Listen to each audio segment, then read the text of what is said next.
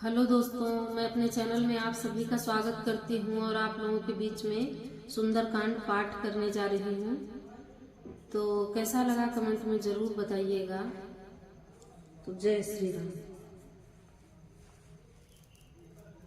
मंगल भवन मंगल हारी, द्रवहु सुदशरथ अजीर बिहारी। हनुमान तेहि परसा कर पुनि कीन्ह प्रणाम, राम काज कीन्हे बिनु मोहि कहाँ विश्राम। मंगल भवन मंगल हारी, द्रवहु सुदशरथ अजीर बिहारी। जात पवन सुत देवन देखा, जानय कहूँ बल बुद्धि विसेखा। सुरसा नाम अहिन कै माता, पठैनि आई कहीं तेहि बाता। आजु सुरन मोहि दीन आहारा, सुनत बचन कह पवन कुमारा। राम काजु करि फिरि मैं आवो, सीता कई सुधि प्रभु ही सुनावो। तब तब बदन पैठी हऊँ आई, सत्य कहूँ मोहि जान दे माई। कवने हूँ जतन दे नहीं जाना, ग्रससि न मोहि कहेऊ हनुमाना। जो जन भरि तेहि बदनु पसारा, कपितनु कीन्ह दुगुन विस्तारा। सोरह जो जन मुख तेहि ठयाऊँ, तुरंत पवन सुत बत्तीस भयाऊँ। जस जस सुरसा बदनु बढ़ावा, तासु दून कपि रूप देखावा। सत जो जन तेहि आनन कीन्हा, अति लघु रूप पवन सुत लीन्हा।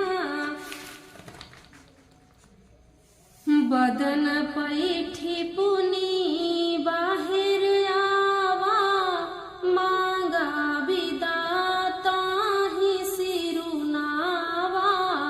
मोहि सुरन जेहि लागी पठावा, बुद्धि बल मरमु तोर मैं पावा।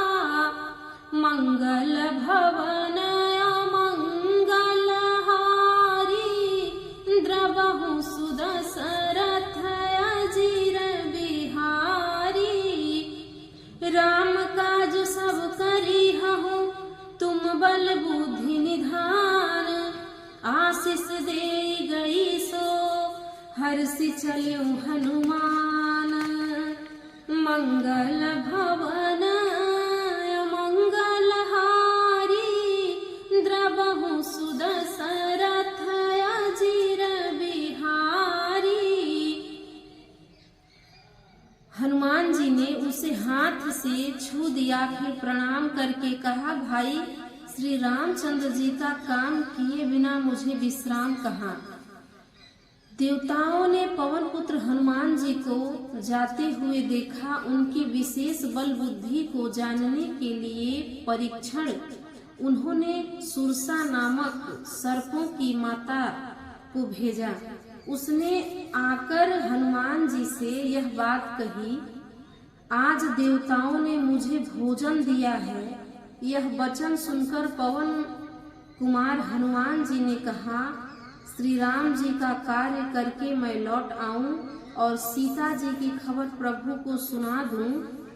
तब मैं आकर तुम्हारे मुख में चला जाऊंगा। तुम मुझे खा लेना। हे माता, मैं सत्य कहता हूँ, अभी मुझे जाने दे। जब किसी भी उपाय से उसने जाने नहीं दिया, तब हनुमान जी ने कहा, तो फिर मुझे खा लो। उसने योजन भर 4 कोस में मुंह फैलाया। तब हनुमान जी ने उसे अपने शरीर को उससे दूना बढ़ा लिया। उसने 16 योजन का मुख किया। हनुमान जी तुरंत ही 32 योजन के हो गए। जैसे जैसे सुरसा मुख का विस्तार बढ़ाती थी, हनुमान जी उसका दूना रूप दिखलाते थे। उसने 100 योजन 400 कोस का मुख किया। तब हनुमान जी ने बहुत ही छोटा रूप धारण कर लिया और वे उसके मुख में जाकर तुरंत फिर बाहर निकल आए और उसे सिर नवाकर विदा मांगने लगे। उसने कहा, मैंने तुम्हारे बुद्धि और बल का भेद पा लिया, जिसके लिए देवताओं ने मुझे भेजा था। तुम श्री रामचंद्र जी का सब कार्य करोगे, क्योंकि तुम बल बुद्धि के भंडार हो। यह आशीर्वाद देकर वह चली गई। तब हनुमान जी हर्षित होकर चले। बोलिए सियापति रामचंद्र की जय। पवन सुत हनुमान की जय।